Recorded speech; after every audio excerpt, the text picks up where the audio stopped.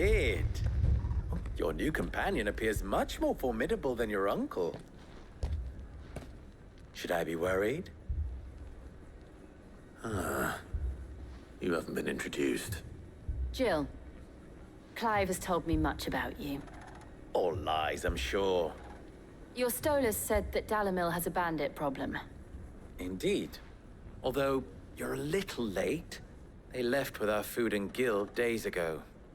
Any idea where they went? The desert's a big place. Your guess is as good as mine. But the fact is, I have more immediate concerns. What did you say to me? What did you say? As if by magic. Let's just say we've yet to reach a consensus about how to solve Dalamil's little problem. And at this rate, it won't be the actions of the bandits which prove to be our undoing. It will be our own. I've tried reasoning with the dissenting parties, but even the Desert Hare has limits. Perhaps we could talk to them. What makes you think they'll listen to us? What makes you think they won't? She makes a fair point, Sid. And you won't have wasted much of your precious time if you fail. They're just across the courtyard.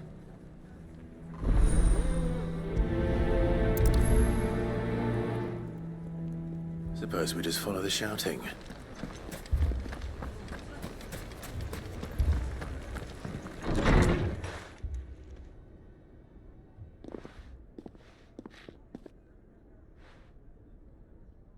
You wouldn't talk like that if it had been your men whose throats were slit.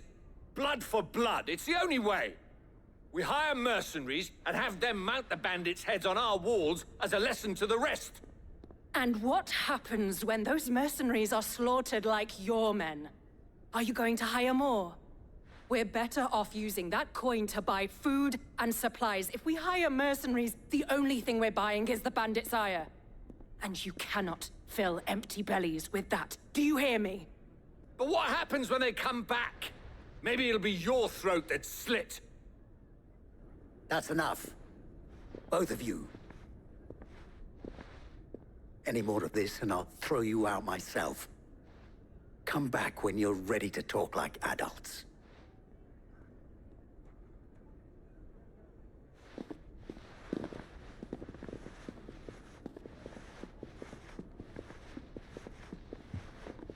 Victor. What's he doing here? Sid. And Lady Jill. I was about to ask you the same thing. Costness is in chaos, and the markets have all but ceased to operate. The Briar's Kiss here in Dalamil is the only place I can reliably obtain supplies. I was here to do just that when Master Lubor told me of his troubles. He thought I might be able to talk some sense into these fools. But if you're here, I suppose his patience must be waning. Who are those people? Those were the thorns in Lubor's side. And the reason this place might be headed the same way as Costness. It's these accursed skies. The darkness is enough to drive a man to madness. Or an entire city, for that matter. We're still working on the skies. But in the meantime, perhaps we can find a solution to Dalamil's problems. I hope so. For all our sakes.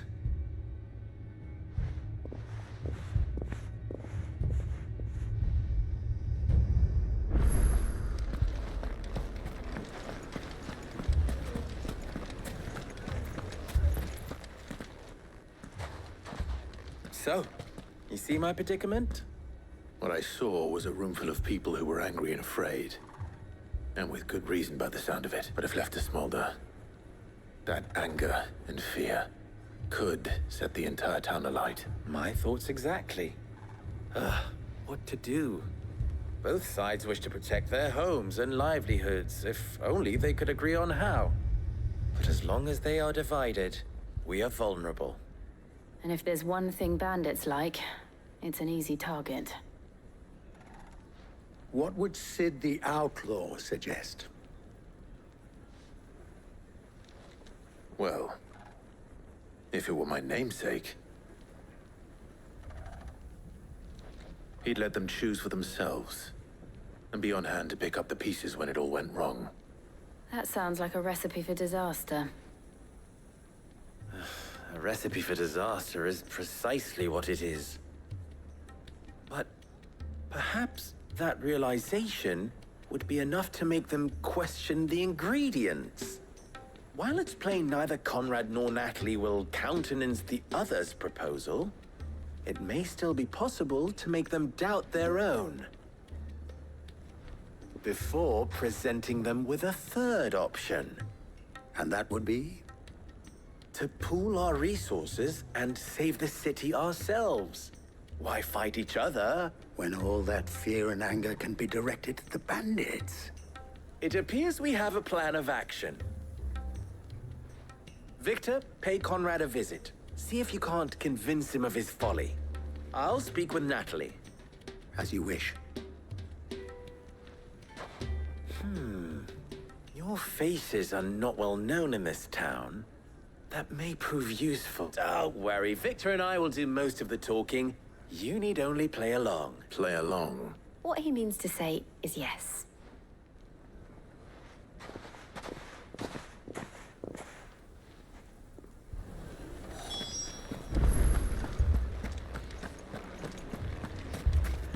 My shop. Why would anyone? If I had my pickaxe, I would... I mean, it may still be possible to buy something. Ah, here he is now. Natalie, allow me to introduce Lord Underhill of Randalar's prestigious League of Merchants. Lord Underhill. At your service. Underhill. I was just telling the good lady of our conversation, my lord, and how you were lamenting the state of the capital store. Lubor says that not only are the granaries almost empty, but that war and the Blight mean this season's harvest won't be enough to fill them for winter. Indeed, certainly that is the case. The nobles in the capital are buying up the city's stocks of barley and wine, driving the prices higher than most commoners can afford. It is only a matter of time before the peasants revolt. It is worse than I thought.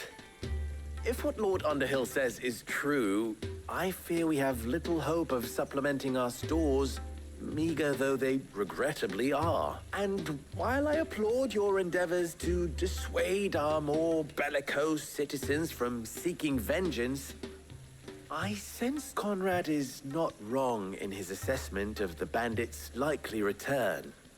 Which means that now, more than ever, we will need to secure what little we still have. Food, weapons, herbs, everything. If our humble town is to endure not only this hardship, but those that are certain to follow, we must stand united. All right. If it will help to protect my home, I'll do it. But you needn't have gone through this charade.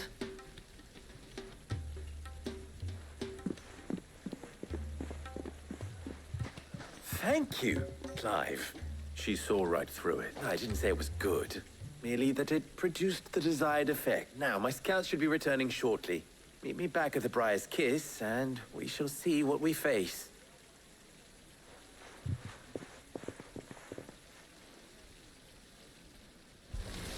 It appears I have no choice but to do what little I can to defend what little we have. Mummy, I'm scared. Oh, I'm ruined. Picture it, Conrad.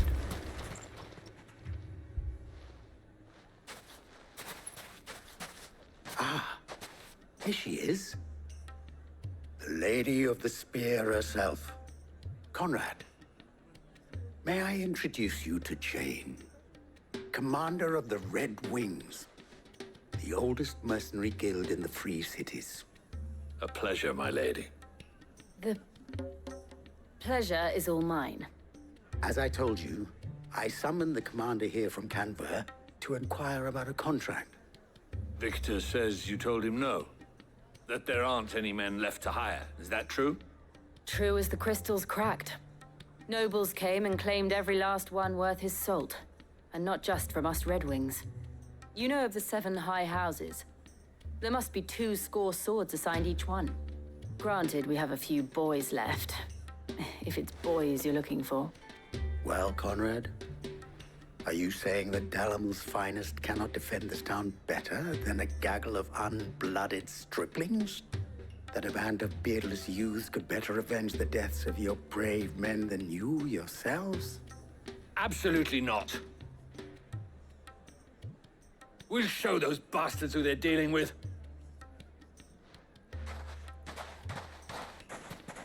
I can't believe that actually worked. Conrad's not what you called the brightest candle in the crypt. And there's a reason why I had you do the talking and not Sid. Well played, my lady.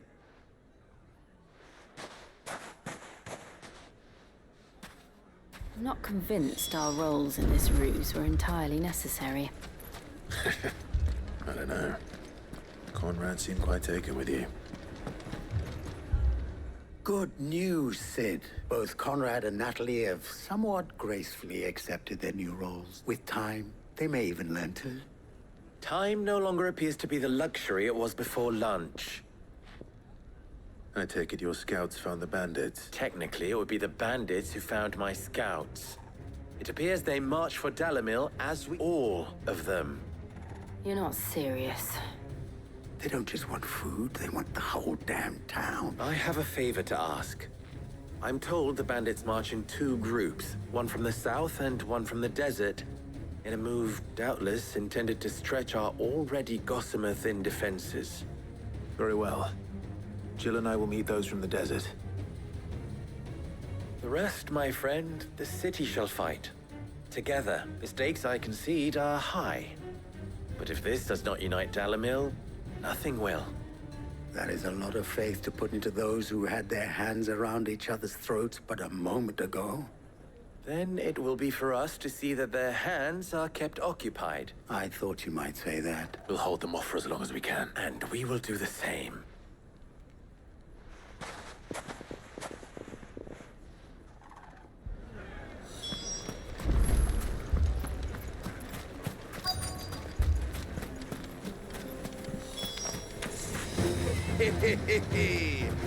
No women's vodka comes. I'll take that one.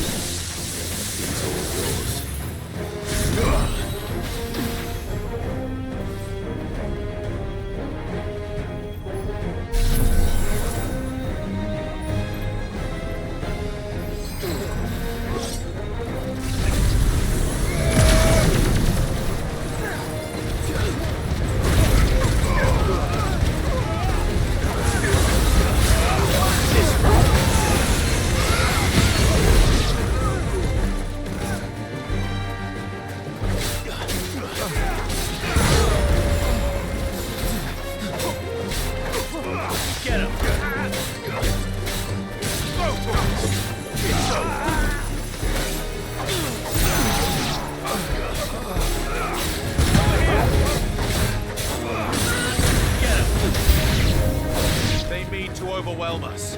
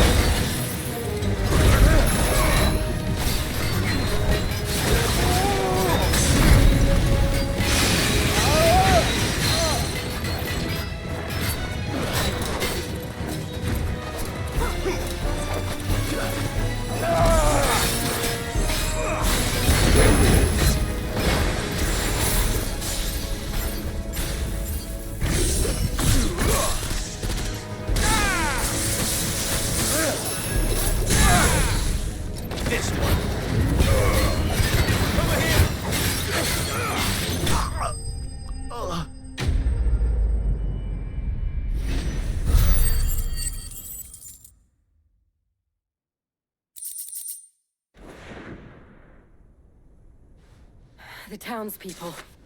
Could they have held out? I don't hear any fighting. What do you think? That we should hurry.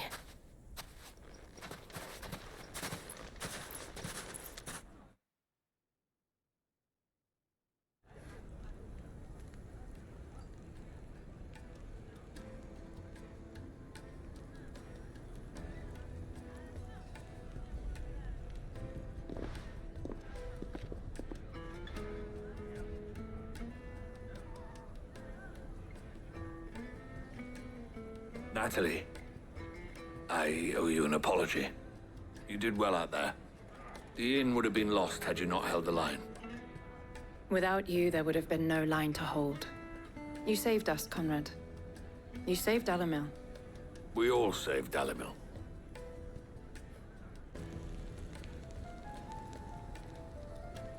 Conrad seems to have had a change of heart. I'd say they both have. I take it from your presence that our visitors from the desert won't be joining us either. Pity. The plan worked, Sid. Granted, it only took an army of bloodthirsty bandits at our gate. Calm now, Victor. Why quibble over the details? We are united, and that is all that matters. As for you, Sid, you fight considerably better than you act. I'll take that as a compliment.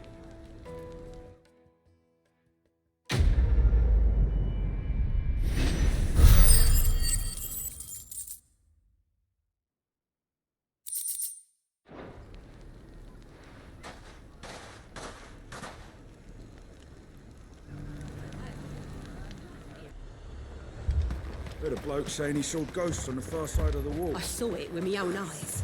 The whole of Oriflame under a flood. Then we're next.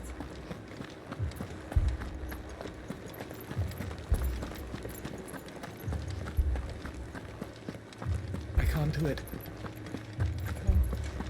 But you can.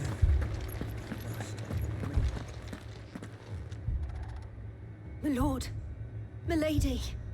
We received the dame's message. There have been sightings of strange creatures, I understand. With the blue eyes. Yes. They've taken so many. Akashic, but different. Ultimus Thrall. And what of your mistress? Is she here? Oh, no. She went to the garrison to ask what they were planning on doing about all this. Then we'll look for her there.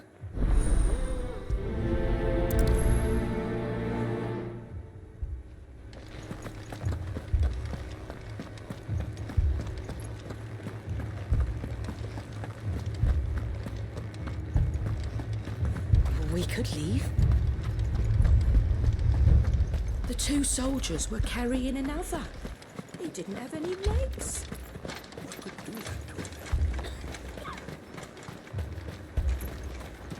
Madame, please! Half the garrison's been slaughtered by those things.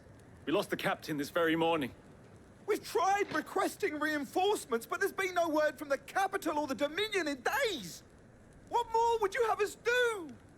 I would have you do your duty. Those at the Vale look to me for protection. And protect them I shall. Because they are my charges, and that is my duty. In case you have forgotten, the people of this town are your charges. But more than that, they are your people. Your sisters, your brothers, your lovers. So you have a choice. Lay down your sword and watch as they are slaughtered, or take it up and do what is right. She speaks the truth, you know. This here, it's all we have. It's all that's left. What we have left is our lives! Do you really want us to lose them as well? Not if we don't have to. Look, there's a cask under the captain's bunk. Let's talk about this over a drink, eh? I'm listening. I'll have a word with him.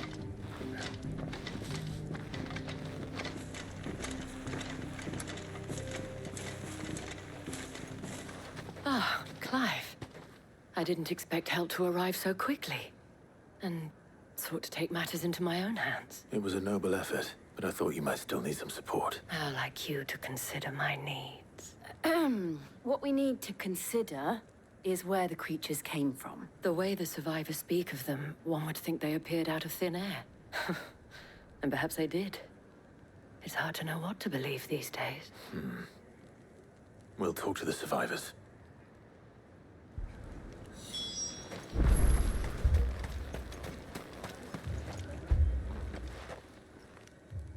You're a pikeman, yes? What happened? I've got family in Moor. I heard the flood was spreading, so I went to see if they were all right. And a pack of them glowing things found me in the meadow.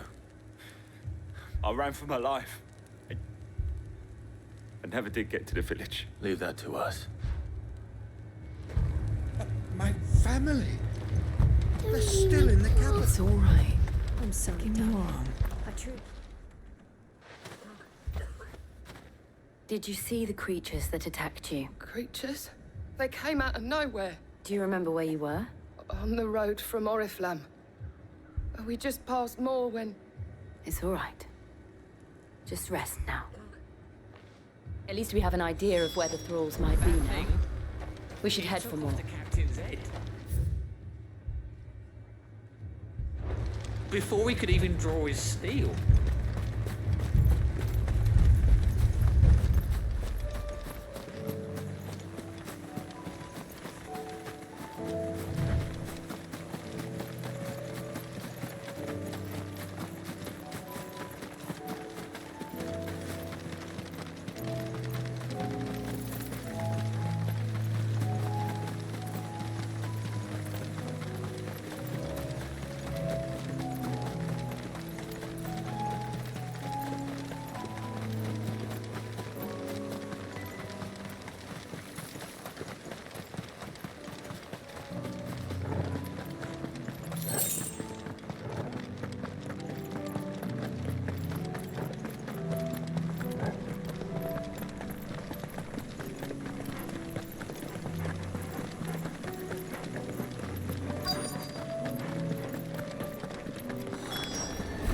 Clive, look! I see them. With me!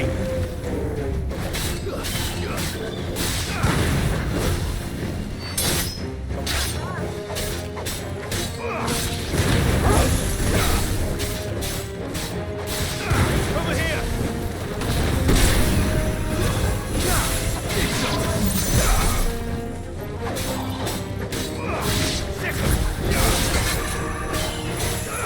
Get him!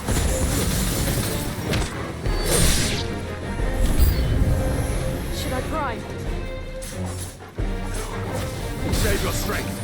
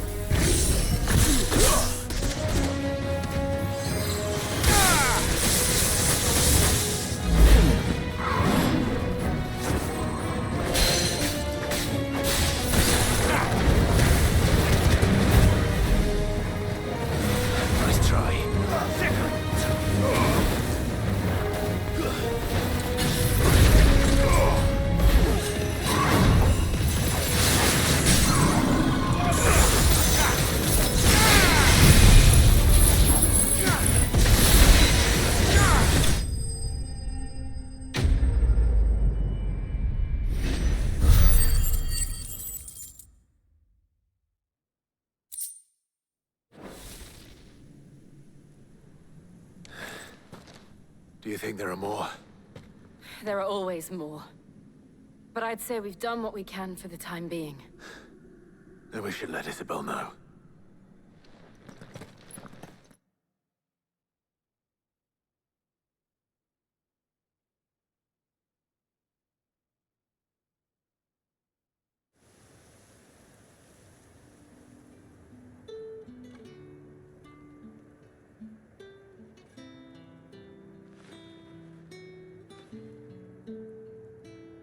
You have the town's thanks.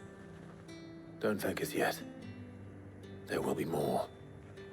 Many more. And you'll need to be ready for them. Oh, we shall. Isn't that right, Captain? Yes, milady. The garrison will be ready. Philippe here has convinced most of the men to remain at their posts, for now. Hearing that the Dame would look kindly on any man who committed himself to the task certainly didn't hurt. It's not the most selfless of motives, I'll admit. But whatever it takes, eh? Now me, I never needed convincing. I became a soldier to protect the people I love. And the people I love include the ones standing before me. Handsome and chivalrous. Now, if you don't mind, I have sentries to post. Milady.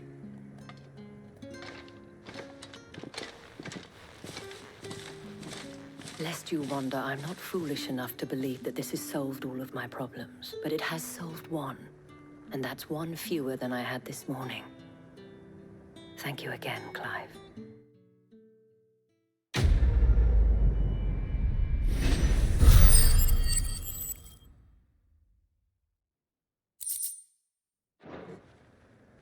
Our friends seem to have things under control. Was wondering when you turn up. Had ours from all our friends thanking you for your timely intervention. How is it you always manage to arrive at just the right moment? Luck, I suppose. Any word on the rest of the realm? Let's see. Storm's still crying out for mother crystals. The nations are still in chaos. And the skies are still the color of a kick in the kidneys 2 days on. So... Right. Clive, we knew this was going to happen. Well, not the bleeding skies part. But you take my point. Now's not the time to second-guess yourself. Now's the time to visit the infirmary. Talia says your brother's awake. Thank you, Otto.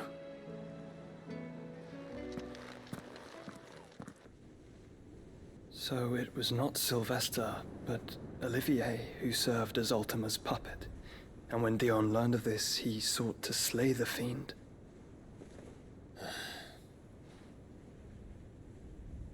Only for his father to take the spear that would have freed him. Enough to drive a man to madness. Small wonder he hasn't stirred. I would be afraid to wake. Had I but reached out to him sooner, warned him of the threat Ultima posed. But now, both an empire and her prince lie broken. Joshua, what do you know of Ultima?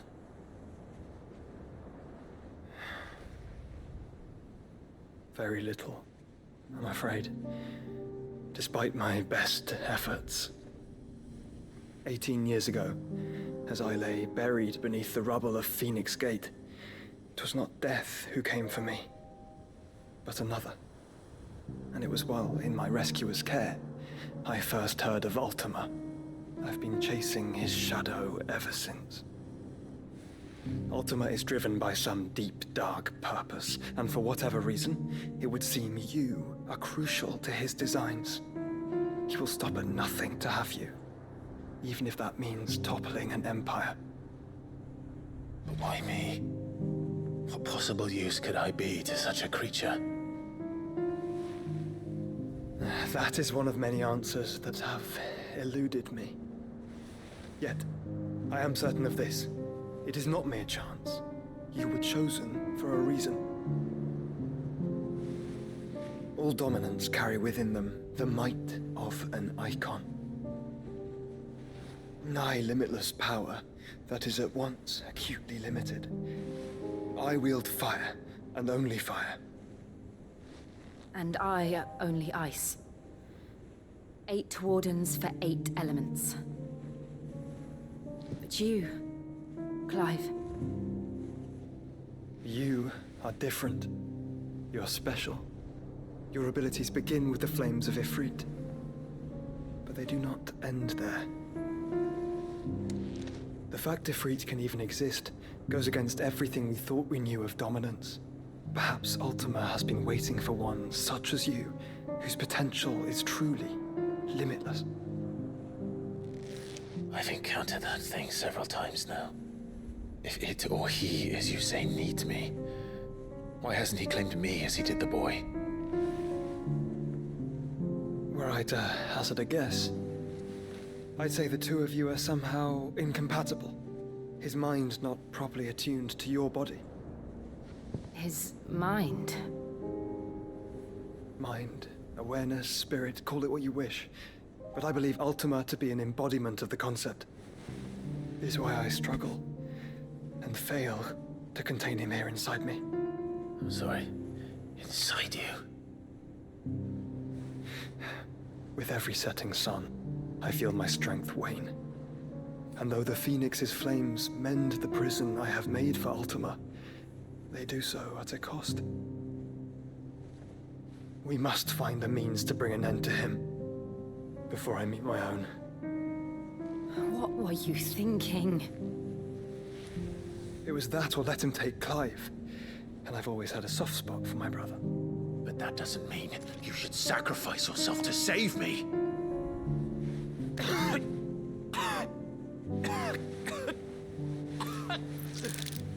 Joshua. Clive, it's Gav. There's an army of Akashic at the gates of Canver.